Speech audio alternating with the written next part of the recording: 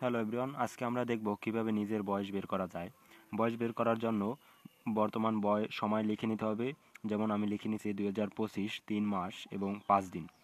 আর জন্ম তারিখ লিখে নিতে হবে, তারপরে বছরের জায়গায় যেমন আমি 2006 সাল দিয়েছি, তারপরে মাস দিয়েছি 11, তারপরে দিন দিয়েছি 6। এখন বের করার জন্য আমাকে শুরুতে যেমন এখানে 5 থেকে 6 বিয়োগ যাবে না, কারণ এখানে দিন। তাই এখান থেকে 1 মাস থেকে এখানে ধার নিতে হবে। যেমন 1 মাসে 30 দিন, এখানে গুণন করে দিতে হবে। সরি, গুণন না, এখানে যোগ হবে 30 এবং 5 35।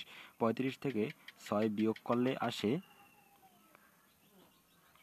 29 দিন। এবং এখান থেকে যে 1 মাস নিয়েছি, এখন এখানে আছে 2 মাস। এখন 2 মাস থেকে 11 মাস বিয়োগ যাবে না, তাই এখান থেকে 1 বছর ধার নিয়ে 12 মাস এনে, এবং এখানে ছিল 2 মাস, এখন 14 মাস।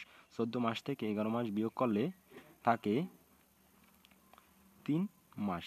3 মাস 29 দিন। এবং এখান থেকে 1 বছর নিয়েছিলাম, এখন এখানে আছে 2024 আর এখানে আছে 2006।